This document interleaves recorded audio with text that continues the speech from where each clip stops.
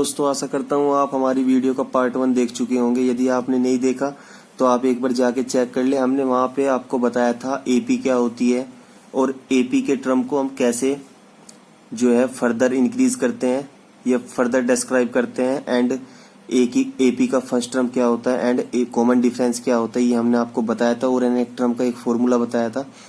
तो उसी के बिहाफ पे हम ये कुछ क्वेश्चन है जो हम यहाँ पे एग्जांपल्स हमने लिए हैं, तो हम एनेक टर्म के बिहाफ पे इनको सोल्व करेंगे। तो दोस्तों आइए बात कर लेते हैं। चेक वेदर द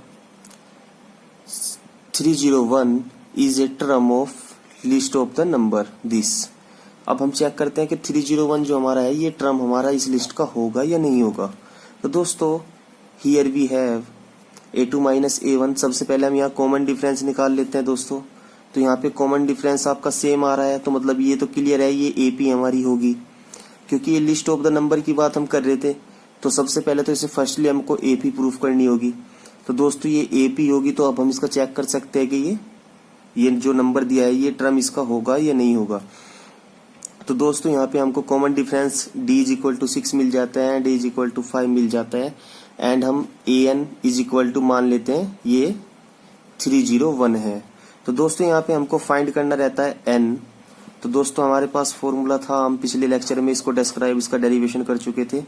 तो दोस्तों इसके अंदर सभी वैल्यूज हमारे पास है, केवल हमको यहाँ पे n फाइंड आउट करना है। सिंपली इसको सिंप्लीफाई करने के बाद दोस्तों हमारा यहाँ पे n इज इक्वल टू, देखिए ये फ्रैक्शन आ गया दोस्तों, but n should be an positive integer. मैं आपको पिछली वीडियो में भी एक ऐसा एग्जाम्पल है जहाँ पे बताया था कि n हमारा इंटीजर होना चाहिए। तो यहाँ पे ये फ्रैक्शन हमको मिलता है, तो इसलिए जो 301 है it is not a term of that AP. लिख सकते हैं दोस्तों 301 is not a term of given AP. अगला एग्जांपल ले लेते हैं दोस्तों। How many 2 digit number divisible by 3। मतलब कितने नंबर 2 डिजिट नंबर है जो 3 से डिवाइड होते हैं, ये हमारा क्वेश्चन ये पूछ रहा है। तो हम क्या करते हैं, एक लिस्ट बना लेते हैं 2 डिजिट नंबर की जो कि हमारे 3 से डिवाइड हो रहे हैं। तो सबसे पहले 3 से डिवाइड होने वाला नंबर आपका 2 डिजिट वाला जो होगा वो 12 होगा, उसके बाद 15 होगा दोस्तों, उसके बाद 18 होगा दोस्तों, और उसके बाद हम लास्ट से चेक करते हैं 99 से। तो हमको 99 ही मिल जाता है, तो हम 99 हमारा यहाँ पे आ जाएगा। तो इट इज एन एपी। हम सब अब इस लिस्ट ऑफ नंबर को चेक करते हैं कि ये एपी है या नहीं है। यदि एपी है तो हम अपना फॉर्मूला लगा के इसमें बता सकते हैं कि 9th वर्ड जो टर्म है आपका ये कौन से वाला टर्म है।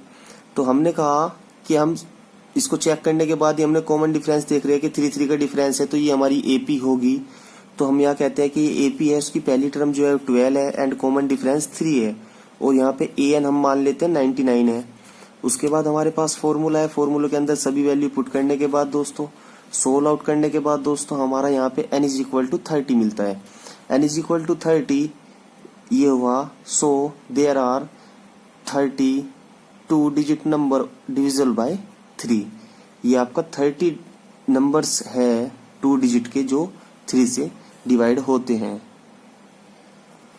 दोस्तों अगले एग्जांपल की बात कर लेते हैं। Find the 11th term from the last. देखिए दोस्तों यहाँ पे जो नया आपको मिलेगा केवल नया ये मिलेगा क्योंकि फ्रॉम द लास्ट की बात हम कर रहे हैं ऑफ द एपी। तो दोस्तों एक एपी दी है, इसका 11th टर्म फाइंड करना है लास्ट से। तो हियर हम कहते हैं a इज इक्वल टू 10 है और कॉमन डिफरेंस -3 है, और an हमारा कितना है -62। तो we know that this formula. तो पुट दिस ऑल वैल्यू, यहाँ पे दोस्तों वैल्यू पुट करने के बाद हम n निकाल लेते हैं। यहाँ से हमने पता किया कि जो ये -32 है, मतलब 62 है सॉरी, -62 जो हमारा है वो कौन सा टर्म है। तो यहाँ पे पता लगा हमें -62 हमारा 25वां टर्म हमारा जो है वो -62 है। तो so there are 25 term in the given AP. हमारी एपी के अंदर 25 टर्म है दोस्तों, हमने ये फाइंड आउट कर लिया। अब दोस्तों हम कहते हैं कि 11th term from the last will be the 15th term. जो हमारा 11th टर्म होगा फ्रॉम द लास्ट वो आपका 15 होगा, क्योंकि that it will not be the 14 term. दोस्तों ये इसलिए नहीं होगा क्योंकि देखिए यदि आप 15 के 15, 16, 17 इस तरह काउंट करें तो आपका 25 जो इनको काउंट करने पर आपको 11 बैठेगा। दोस्तों ये ऐसे ही होता है जैसे हम अपनी हाथों की फिंगर को काउंट करते हैं, और यदि हम काउंटिंग सीधी करते हैं तो हमारी 10 बैठती है, और काउंटिंग यदि हम उल्टी से काउंटिंग करते हैं, मतलब 10 से यदि हम, जैसे ये हमारे हाथ है, यदि हम 10 से काउंट करें 10, ये आपका 9, ये आपका 8, ये आपका 7, 6, 5, 4, 3, 2, 1, इस तरह दोस्तों ये हमारा होता है यहाँ पे। तो आपको ऐसे ध्यान रखना है, और उसका एक अल्टरनेटिव मेथड भी हम आपको वो भी करा देते हैं। तो दोस्तों यहाँ से आप सबसे पहले 15वां टर्म निकाल देंगे, और 15वां टर्म आप इजीली यहाँ से निकाल देंगे, ये -32 होगा, और -32 हम कह सकते हैं कि ये आपका 15वां टर्म मतलब 11th टर्म है लास्ट से। अगर हम लास्ट से देखेंगे तो ये आपका 11th टर्म बैठेगा। उसके दोस्तों अल्टरनेटिव की बात हम कर लेते हैं। तो हम अल्टरनेटिव में हम बोलते हैं हमारे पास ये एपी है, इसका लास्ट टर्म हमारे पास है। तो दोस्तों हम फ्रॉम द लास्ट कहे कि हमारे पास a इज इक्वल टू -62 है, और डिफरेंस इज इक्वल टू 3 हो जाएगा, क्योंकि हम पीछे से लेके चल रहे हैं। लास्ट टर्म को हम फर्स्ट टर्म मान रहे हैं, तो हमारा ये d इज इक्वल टू 3 हो जाएगा। और d इज इक्वल टू 3 होने पे दोस्तों देखिए अब हमारा सिंपली a11 हम निकाल सकते हैं। यहाँ से a11 सिंपली हमने दोस्तों निकाला, और इसमें कुछ भी करना नहीं हमको पड़ा, बस सीधा सिंपलीफिकेशन किया हमने, और नाम को यहाँ पे n निकालना, नाम को ये पता करना कि लास्ट टर्म कितना है और q है क्या है। तो यहाँ से सीधा आपको a11 इज इक्वल टू -62 आपका आ जाता है दोस्तों।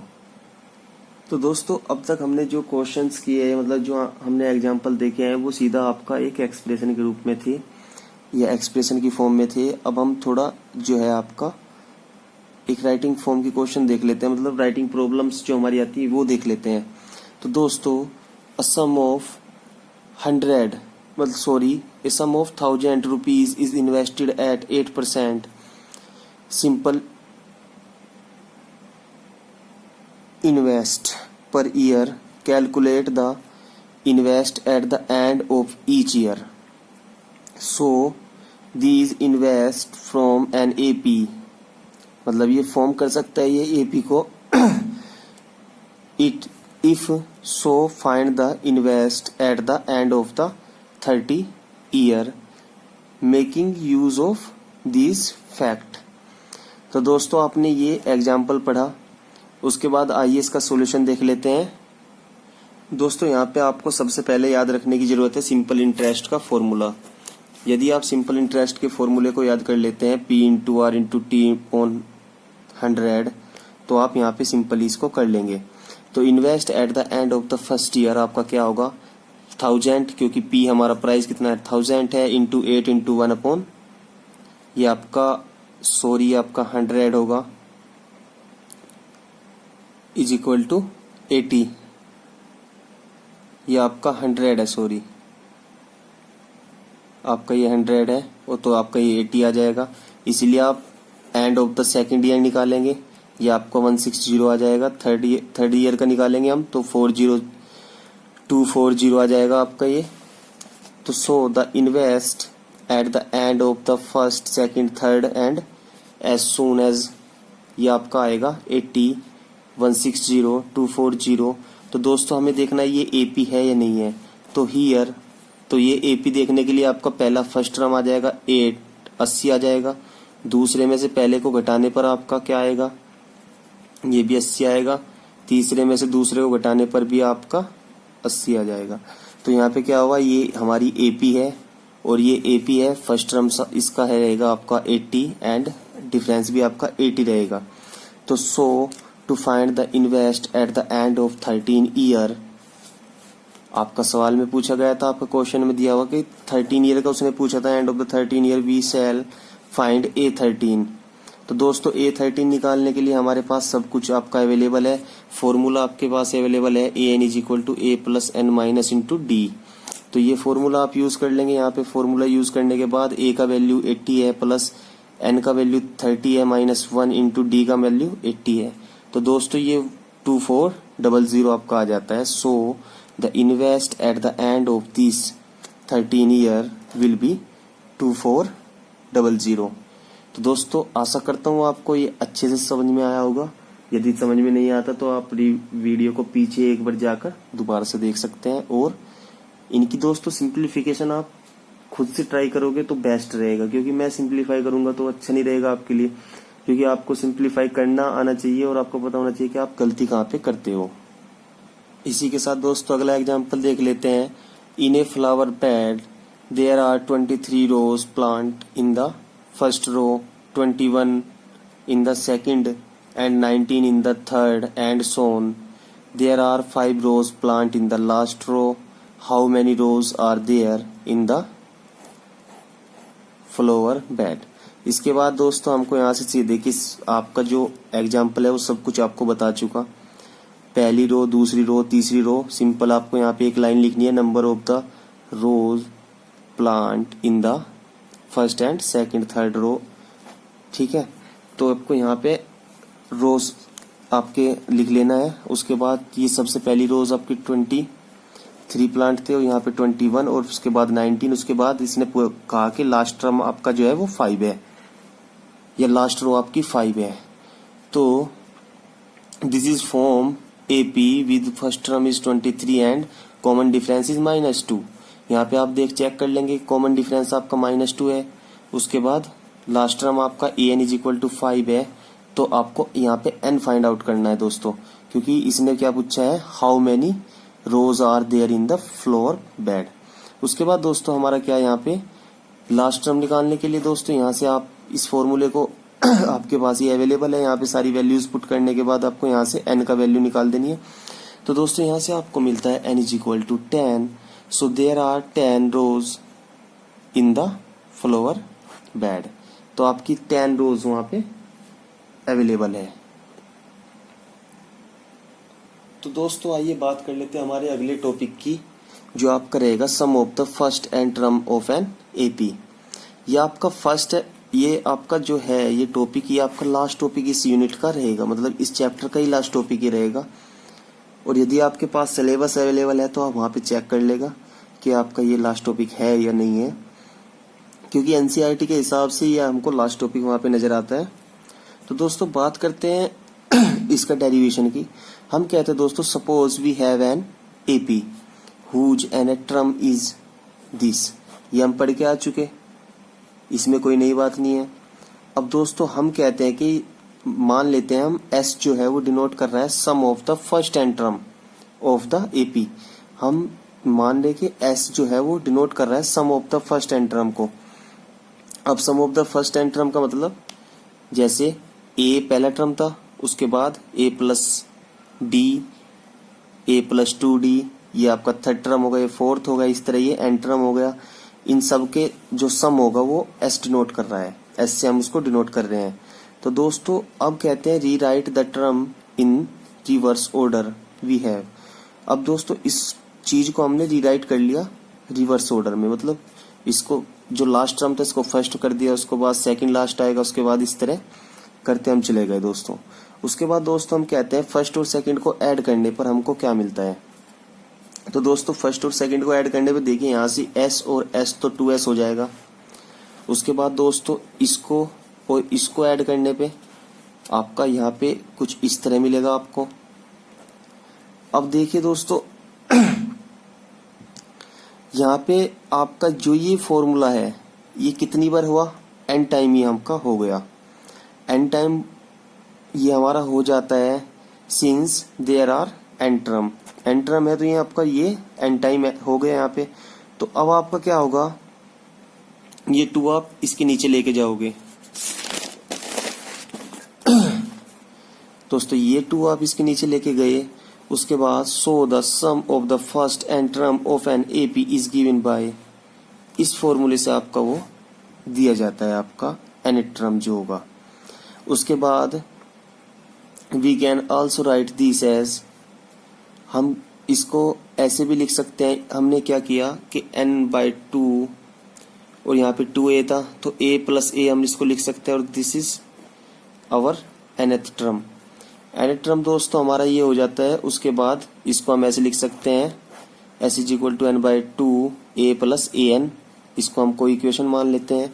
उसके बाद हम कहते हैं now if there are only n term in an AP, यदि हमारे पास एपी के अंदर केवल n टर्म है मान लेते हैं कि ए एन हमारा एल है, मतलब लास्ट टर्म है जो हमारा ए एन हमारा लास्ट टर्म है वहां पे, तो we see that s is equal to n by two a plus L.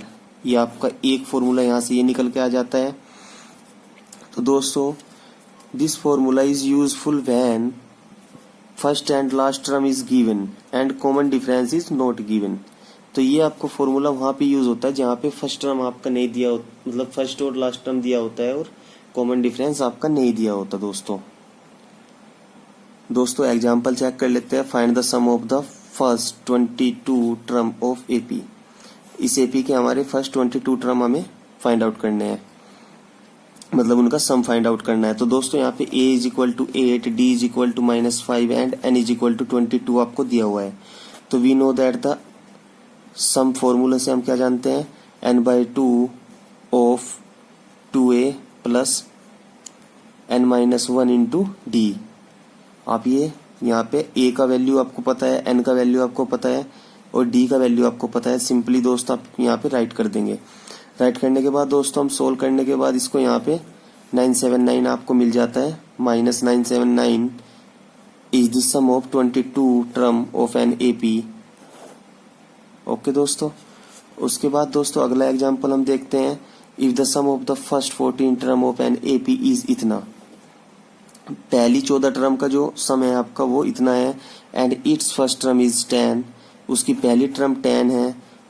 Find the 20 term. 20th term आपको वहां पे बतानी है। तो दोस्तों सम इसने बताया, मतलब S14 इसने कहा कि 1050 है, n इज इक्वल टू 14 है और आपका a इज इक्वल टू 10 है। तो हम दोस्तों लेके चलेंगे Sn। तो दोस्तों यहाँ पे Sn का आपका फॉर्मूला आपको पता है ये। उसके बाद दोस्तों हम कहते हैं कि Sn हमारा कितना है, हमने माना 1050 है, 14th का बात कर रहे हैं। तो हम यहाँ पे इस तरह भी लिख सकते हैं, आपका S14 भी लिख सकते हैं हम यहाँ पे। तो यहाँ पे n का मान कितना हुआ, ये 14 हुआ अपॉन ये आपका 2 हुआ। उसके बाद दोस्तों 2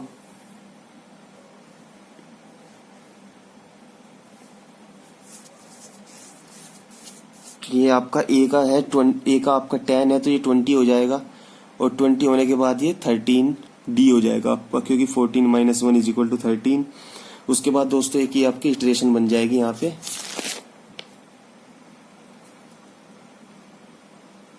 तो दोस्तों आपका ये इटरेशन बन गई यहाँ पे और यहाँ से आपका डी निकल के आ जाता है। दोस्तों डी निकलने के बाद हम कह सकते हैं देयरफॉर A20। अब यहाँ से हम A20 सिंपली निकाल सकते हैं। A20 हम किस फॉर्मूले से निकालेंगे, AN is equal to A plus n minus 1 into d के फॉर्मूले से हम A20 निकाल सकते हैं, क्योंकि हमें डी नहीं पता था इसलिए हम वहां पे हमको वो सब करना पड़ा। तो A20 हम यहाँ से सिंपली निकाल देंगे और A20 जो टर्म है वो आपका क्या है, कहेगा कि जो 20th टर्म है आपका वो 200 है। उसके बाद दोस्तों अगला एग्जांपल देख लेते हैं कि how many term of the AP इतना must be taken so that their sum of 78।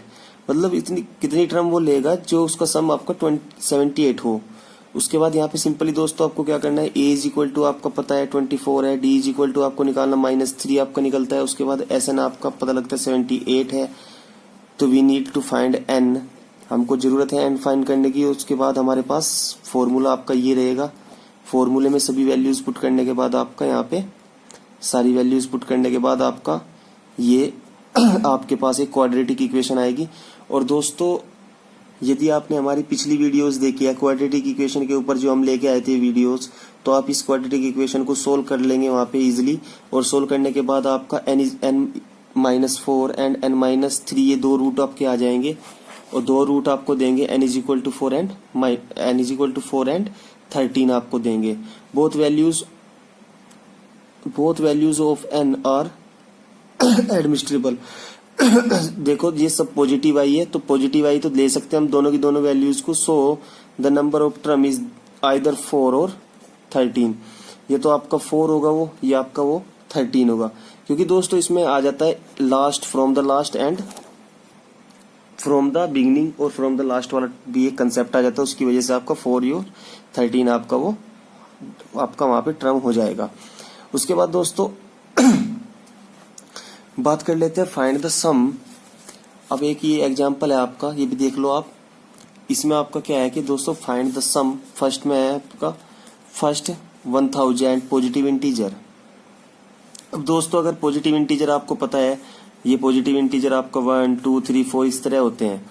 यदि आप इनका सम करने लगे 1 + 2 + 3 + 4 इस तरह, तो आपको आप ज्यादा 10 का कर सकते हैं, 20 का कर सकते हैं, पर आप 1000 का नहीं कर सकते। तो दोस्तों इसको हम फॉर्मूले की हेल्प से 1000 का कर लेंगे।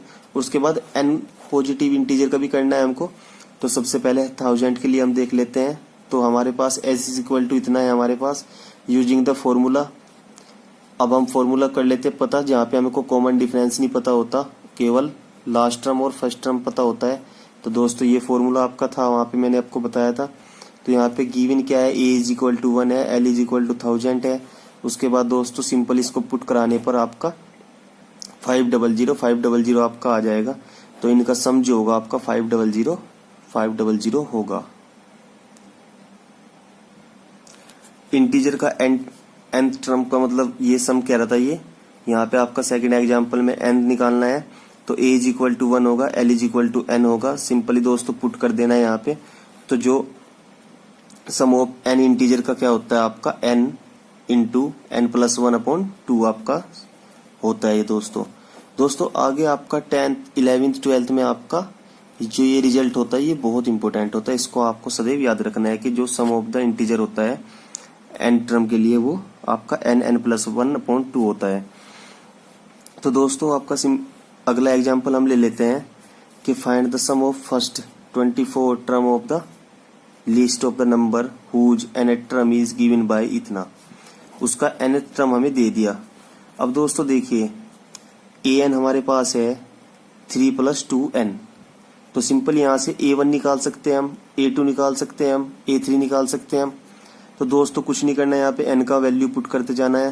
तो यहाँ पे 5 7 9 इस तरह आपको मिलते गया। उसके बाद हमने एक लिस्ट बना ली कि आपका 5 7 9, यहाँ पे दोस्तों फर्स्ट टर्म 5 हो जाएगा एंड कॉमन डिफरेंस 2 हो जाएगा। ये आपको याद रखना है। तो दोस्तों ये AP फॉर्म कर रही है कॉमन डिफरेंस 2 के साथ। उसके बाद हमारा क्या है, फाइंड करना S24 फाइंड करना है। तो here we have n = 24, a = 5 and d = 2। तो put all these values in this formula. Put करने के बाद आपको 672 मिल जाता है। उसके बाद sum of the first 24 term of the list of the number is 672। तो यहाँ तक का दोस्तों आपको ये देख सकते हैं। यदि आपको कुछ भी समझ नहीं आया हो तो आप वहां पे हमसे पूछ सकते हैं दोस्तों। उसके बाद दोस्तों इस यूनिट का लास्ट एग्जाम्पल हम देख लेते हैं। और आपका एग्जाम्पल आपकी स्क्रीन के सामने है कि a manufacturer of a TV sets produce 600 sets in the third year and 700 sets in the 7th year. Assume that the production increase uniformly by a fixed number every year. Find number 1 पे आपका है the product in the first year, second पे the product in the 10th year और third पे है आपका total production in the ये भी प्रोडक्शन ही था आपका, total production in the first 7 year. तो दोस्तों पहले के लिए हम क्या कहते हैं कि since the production increase uniformly by a fix number every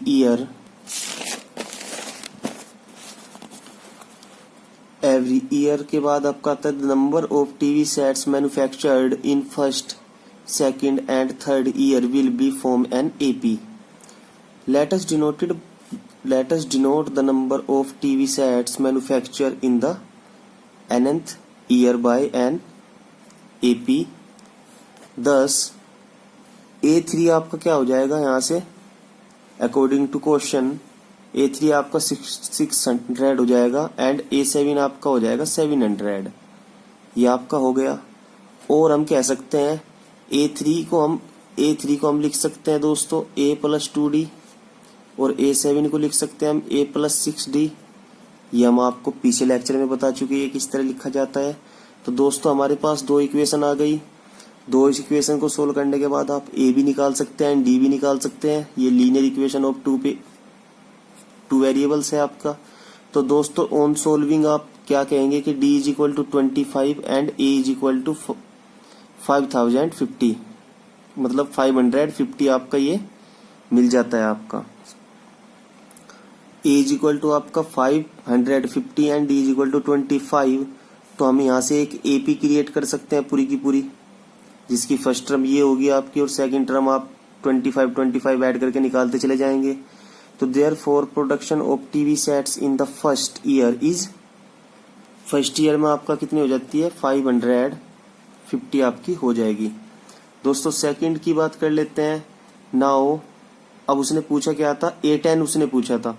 तो A10 is equal to A+9D होता है। A का वैल्यू आपको पता है, D का वैल्यू पता है। पुट करने के बाद आपका 775 आपका मिल जाता है। तो प्रोडक्शन जो हमारी आपका टीवी सेट्स इन 10 ईयर हमारा 7075 मिल जाता है। उसके बाद दोस्तों लास्ट में आपका थर्ड वन जो था आपको S7 बताना था, क्योंकि वहां पे सम पूछा था उसने। सम निकालने के लिए दोस्तों सिंपली आपको फॉर्मूला अवेलेबल है।